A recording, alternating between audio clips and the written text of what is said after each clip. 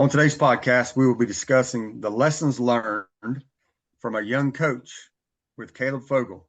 This is Mark Holcomb by Kirk Brown with the Football Coaches Corner podcast.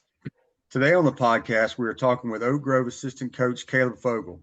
Caleb is in his fifth year of coaching and his fourth year of teaching and just completed his a season with Oak Grove. Caleb is a guy that I've known for a long time. He grew up with my son, has been around the program at North Davidson for a long time. And today we're going to talk to him about something that's a little bit different than most podcasts do. We're going to talk about the role of a young assistant and the things that he feels are important. And Coach Brown and I, being the wily veterans that we are going to, kind of bounce some ideas back and forth with this. So a recording of our podcast will be available through the podcast vehicle of your choice, as well as our YouTube channel, which is Football Coaches Corner. Please hit the like and subscribe button if you like what you hear. Coach Fogle, welcome to the show. Thank you guys for having me. Thank you guys. All right. Memorial Day, guys. Exactly. We've been wanting to do this for a while. You and I know talked about this, probably a year ago, and I think this is a great topic. So for those people who've been living under a rock and don't know you, tell them a little bit about yourself. Well, I don't think you'd have to be living under a rock to not know me, but name's Caleb Fogle. Proud Davidson County Schools alumni, proud UNC Charlotte alumni. Went to North Davidson High School, now currently coaching at Oak Grove. Coach receivers right now, but open to whatever Coach Creason over there wants me to do. So, but no, like you said, this is year 5 coaching. Year 4 as an educator. I teach social studies right now, American history and civics. And so, yeah, sometimes I've kind of my whole career so far been the new guy on the block. So hopefully happy to share some insights that I have and let you guys kind of feed off of them as well. So. All right. Well, good. Well, you talked a little bit, Coach, about playing football as you grew up. You were involved in the Charlotte football program early in your college years. But I guess one of the things I want to know is, what exactly led you into coaching and teaching? Like, when did you figure out this might be something you want to do versus something that you want to do? Yeah, I think when I was in high school, I mean, for me, it was always, there was moments in my life where there was always the most influential people were coaches.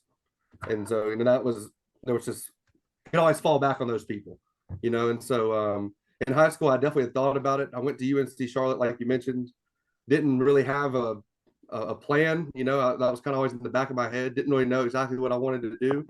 And kind of fell into it, wasn't making great grades, and then had an education class. And it was my first A in college. So I was like, well, we probably need to see what this is about, and ended up falling in love with it. And we try our best, obviously you guys know, to be teachers, then coaches. And, but, obviously coaching is a huge perk to what we get to do, on a daily basis. And so, I kind of fell into it that way, and realized that if I can be one of those influential people in somebody else's life too, then that's the goal. That's what you want to do. And so just kind of been keeping that in the back of my mind and kind of growing where I'm at. So yeah, just kind of fell into it that way, and here we are. So I've always been one of those people that think, coaching and teaching, it's kind of crazy how things have changed. Back in 1992, before you guys were born, when I started teaching, it was hard to find a job. I mean, you couldn't, and right now you can go to about any school you want to, and you can find multiple job openings. So I think it's and I've 32. I just finished up year 32. I'm telling you, I would do it all over again, because I think, like you said, the impact that you have, not only teaching but coaching. But I think it's neat to look back and see some of those things. So, Coach Brown, what do you got? Yeah, Caleb, very similar in terms of, me getting into it as well. Obviously, football was a big part of my life, and then going to college, didn't really have a plan education-wise, and then kind of fell into it. But, being around football your entire life, what it's like from a player perspective. But then, what did you think coaching was when you were getting into it? And then the second part of that is, how has your perception changed as you're going into year 5, year 6? Well, obviously as a high school player, you're only exposed to what you see when you're out there, right? Or when you're with the team. And so, when you get into coaching and you're around the stuff you have to do, right? The responsibility part of coaching, right? That obviously is an eye opener. And it can honestly be a test at sometimes. But I think it just comes back to trying to surround yourself with good people, trying to surround yourself with guys you like doing the hard stuff with, the stuff that's not as fun. That's a big piece of it for me. Right now where we're at Oak Grove, I'm there with some of my best friends, and so it makes that stuff a little bit easier. But yeah, I think playing, you're exposed to practices, you're exposed to locker room when the coaches aren't really in there sometimes, and then you're gone, right? And then you go play. So I think just the perception that has changed is just understanding the responsibility piece of it, and knowing that those things have to happen, for a program to be successful. So those jerseys don't wash themselves, do they? They don't. In college, I learned that quickly. No, lines don't paint themselves. Laundry don't get done by itself. And I mean, I agree 1,000%. Been there, done that.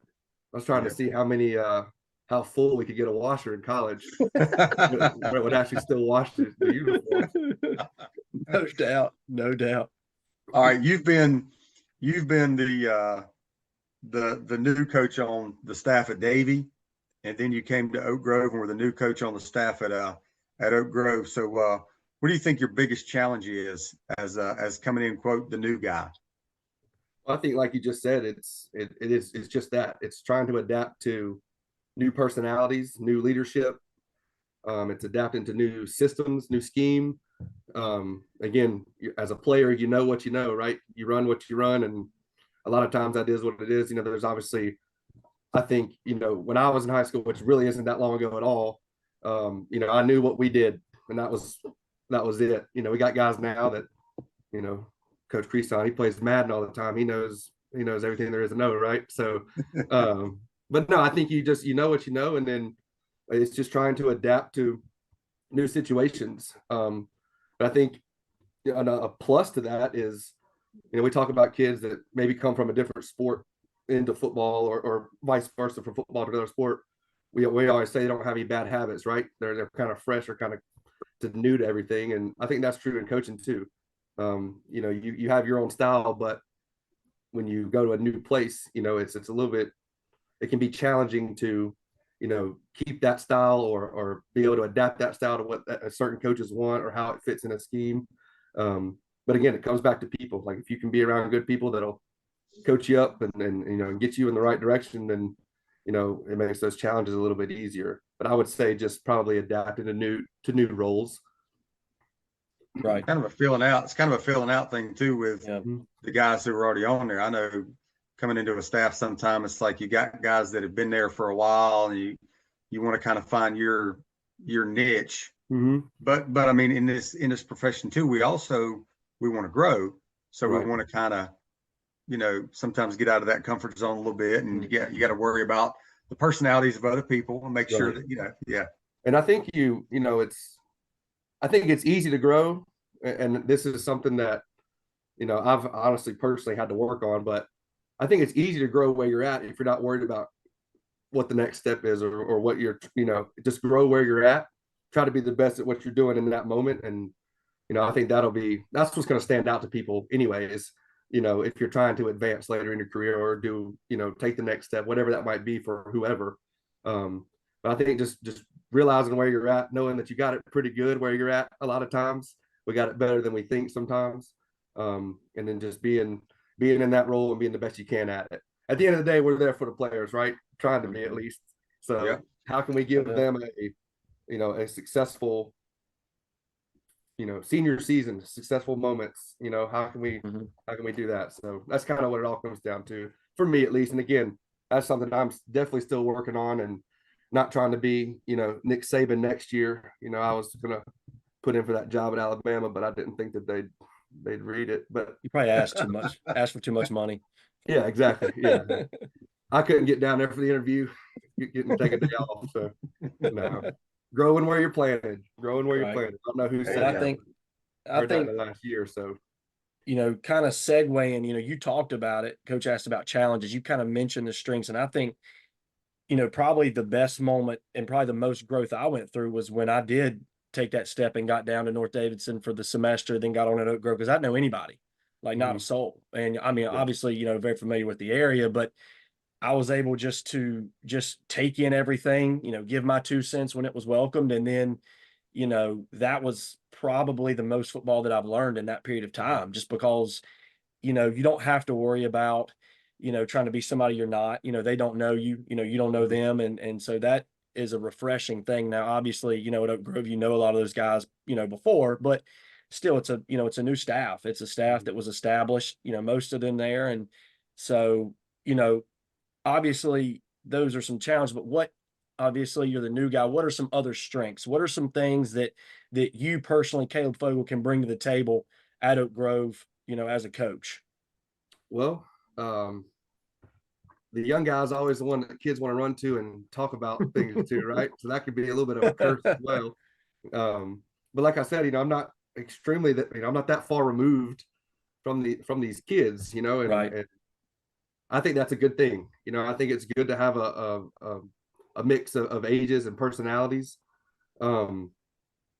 It's an opportunity for me to be that guy, be in that position, right? I'm still gonna be your coach, right? I'm still gonna coach you. I'm still gonna, we're not gonna be buddies, right? As we like to say, but I'm there for you. I think I can be relatable, kind of into, some similar things, I guess you could say, but yeah, I love being a younger coach. I'm only getting older, so that'll vanish eventually. It'll probably feel like tomorrow when it does, but no, I love it. I love being the new guy or the young guy, and kind of feel like you're growing with these kids sometimes too. So I'm learning just as much as they are a lot of the time. So Well, and I think one thing too for you personally, obviously, now with you coaching the receivers, I know you and I talked a couple of years ago about all that. Offensive line stuff was, obviously pretty easy to you, and now you're learning the pass game part of it. And I think that's a big strength, is just being, being adaptable. And I think that's the biggest thing that helped me, was me being forced to coach a totally different position that I've ever been. If you want to call plays and stuff, which, I don't know what you want to do going forward, but, you've got to learn it all. And I think that's really a strength for you, is that you have the background up front, but now you're learning the stuff in the skill position stuff. So I think that's definitely something that, you can keep growing in, but is, obviously a big strength as well.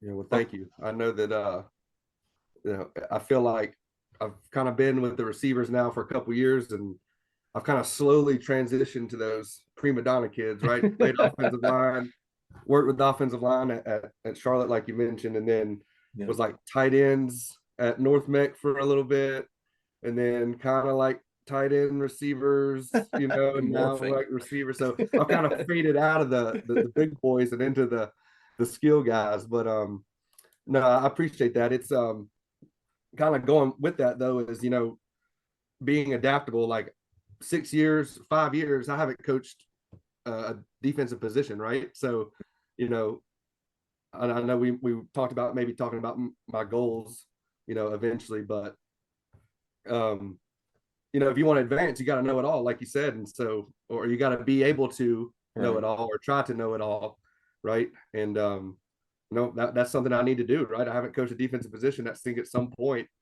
that's part of it too. And again, it's just about being adaptable. It's just about being available, and open to doing new things, and open to being, where your staff and where your guys need you to be. So a lot of it comes down to availability. Yeah, the cool thing about being young too is just because you're on the offensive side of the ball, you still get to sit in on all those discussions, or as many of those discussions as you want to, on the defensive side, and try to figure it out from that standpoint, because every coach either has a defensive or offensive background, but then you use that to figure out, okay, what gives the defense a hard time from this standpoint, so what can I do? Mhm. And I'm gonna throw this out there too, like coaching other sports. Like you've coached other sports, and I know Kirk has, I know I have, and I think that puts you in some uncomfortable positions Mhm. that teaches you how to lead For and sure. teaches you how to do things different. And I think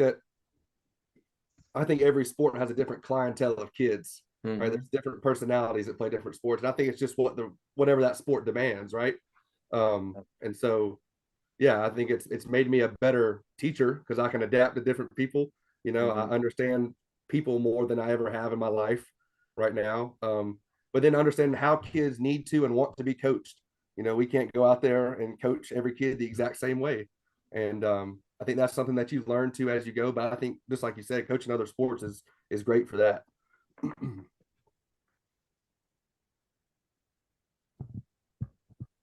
Coach Brown, you want to talk Yeah, about the maybe the future, the professional goals down the yes. road here? So I mean, touched on a little bit. What's kind of your short-term goals in terms of, obviously staying in the profession and stuff? What do you want to eventually do? Maybe coordinate, maybe, run a side of the ball. Do you want to be a head coach at some point? What's kind of those short-term goals, and what are some, maybe some down the road goals for you personally and, professionally? Yeah. So I think right now, and for me, this kind of changes all the time. Which is why I've started to think like, let's just kind of grow where you're at, right? Try to be the best you can at where you're at. Obviously, I want to be a head coach one day. That's my goal. I've always wanted to do that. I feel like I would be cutting myself short by not at least trying or keeping that goal in the back of my mind. I think you can have a lot of impact that way. But then again, last couple of years, I've really noticed, there's a lot of non-coaching things that happen when you're a head coach. You guys know that. I haven't been a head coach yet.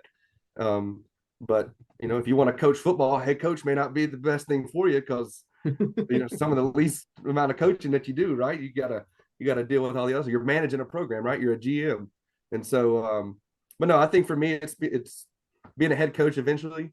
And then I'm going to give you the cliche answer that I've said, in this, as we've been going through this, but just being the best that I can be right now where I'm at. And again, that hasn't always been the case. I thought, I've wanted to branch out and do different things, and where can I go right now, and what looks cool here, and what looks good on Twitter, and what looks good doing that and whatnot. And it's not what it's about. And it's just trying to be present where I'm at, and be a good teacher, be a good coach, be well-rounded. So yeah, I'm gonna give you the cliche answer. I know that's probably by the book, but that's true. That's just kind of where my head is right now. And eventually, that will lead to opportunities down the road to be in a football position that I want to be in. And the more you're around head coaches, and the more you're around all those things, you kind of see. Like I joked with you, I've joked with Rob, I joked with Kirk. You're never ready. Mm-hmm. You're never ready until the time comes, and then you just kind of learn as you go through. Well, I knew this, I didn't know this. Now I got to figure out this, and so that's just kind of that's how I think that's how every head coach is. It doesn't care what you're. I don't care what you're coaching. Yeah, I think for me, the biggest thing that I've learned the past several years being at Oak Grove is I value who I'm doing what I'm doing with more than I ever have. I value who I'm every day, who I work with. And so, there's a saying that we probably can't say on here, but you don't go to certain high schools, right, just to be a head coach. You don't go, it's got to be a good fit. It's got to be a good situation. I've got to be a better coach. I've got to have more experience, so just understanding that will eventually come. But I'm learning more now than I ever have with the people that I'm doing it with, right, and having fun doing it. So I think that is that's what's big for me right now. That's what's important. And so I think as long as I can kind of keep that mentality and just pump the brakes a little bit on aspirations, but keeping them, but just keeping a good track for those, and doing it with the people that I like doing it with. Yeah. All right. So I'm going to switch things up a little bit, and this question is going to be for Coach Fogle. This question is going to be for Coach Brown, and then I'll kind of give my 2 cents in there. So, what Coach Fogle, some advice you would give to a new coach who's just getting in right now? So I just graduated from college. I just found out that I got a job teaching whatever, and I'm going to be coaching at whatever school. What's that piece of advice you give them right now? I would just say be open-minded. Don't ever try to be the smartest guy in the room, right? Obviously give your opinion, right? If you're with people that respect you and want you to be good for them, want your staff to be good, they'll give you feedback that you need. But I would just say soak everything up and try to be a sponge and be open-minded to what's going on, because that's how you learn anyways, right? You might learn being open-minded that this is not how I would do things in the future, or this is how I would do things in the future. So I would say being open-minded, being a sponge to what's going on, and that scheme, that's relationships, that's how you treat people, treat kids, that's all that. So I would say being open-minded. I think, All right, Coach Brown, what do you think? for me, probably the best piece of advice is just be the head coach's right-hand man for whatever he needs. I think, and it's not sucking up, it's not brown nosing, people may call it that. It's just, doing whatever he asks you to do. And if that's, hey, KB, I need you to fill up the water before practice today, then do that. If that's, hey, I need you to paint it, I need you to mow, I need you to, this year I need you to coach the tight ends, and the next year I need you to coach the receivers, whatever that looks like, just do that. Because, as you, grow in that relationship, as you gain their trust, and that's only gonna, pay dividends for you down the road. And I think, like Caleb talked about, sometimes you can get very, nearsighted and you want to be a head coach now or call plays now. And I think, I went through that a little bit at first. I just wanted to jump into it and call plays because I thought I knew what I was doing. And you don't. You got to gain a lot of trust from people, especially if you're not the head coach. That's a big responsibility, to put, on the hands of somebody else. So, you've got to build your trust, build your credit. I think Coach Holcomb used to say that all the time, build your credit so you can cash it in whenever you need to. You have something to ask.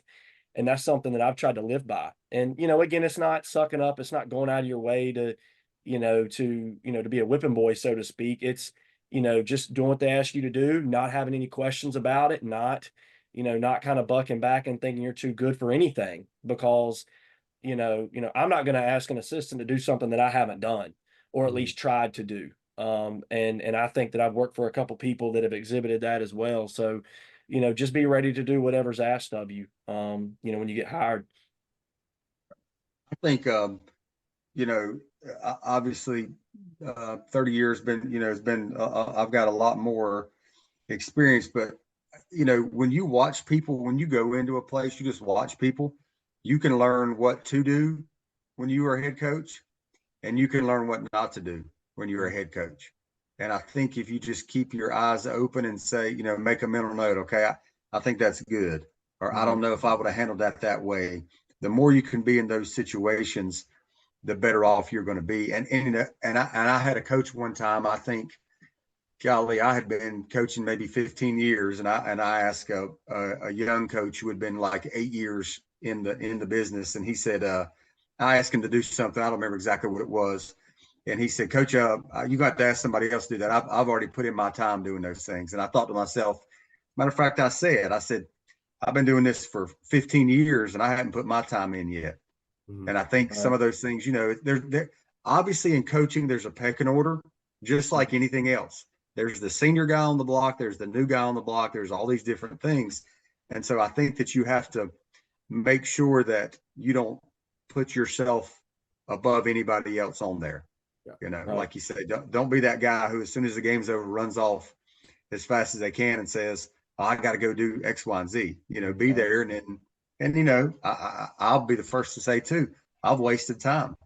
I've wasted time. Sitting in the coach's office, though, is some of the best things you can have, some of the best memories you can have. So it is, it's pretty cool. I think that I've been fortunate, and I look at it as being fortunate now to be at different places that have all needed different things, right? Like the availability or, the access to certain things has been different at those places. And so you have to adapt. You have to be open to doing those things, or they won't get done, right? Mhm. And so I think just being at those different places has helped me as well. North Mech was that's my first coaching job, right? I was a senior in college. That was a great experience, very, very different than the two other schools that I've worked at. And I loved it, loved every minute of it. Coach Mormon's great. And then, my first job out of college was at Davie. Very different, right? Very different, very different clientele, right? Different makeup of kids, big school. And so to where I'm at now, I think it's just being open to getting those things done and knowing that different places there's just going to be different jobs and responsibilities that have to be done according to where you're at and according to who you're there with. Absolutely. Yep. Well, guys, we've picked up a lot. This is going. It's like a conversation. This is going forever. So, Coach Fogle, I appreciate your time. Yeah. Appreciate you working this out to get on here with us. Guys, if you're listening to the podcast or watching on YouTube, give Coach a follow on X, and it's Caleb_Fogle_. Thanks again for listening to the Football Coaches Corner podcast or watching on our YouTube channel. We invite you to visit our website, which is www.footballcoachescorner.com for some free downloads. And also please email us at fbcoachescorner@gmail.com or DM us on X at fbcoachescorner if you have any questions about the podcast or if you have any thoughts or ideas. We want to include you coaches and your thoughts and questions and how to help you run your program as efficiently as possible. Our goal is to make this podcast a place where all football coaches can come and collaborate. So until next time, coaches, continue to coach with pride, passion, and a purpose.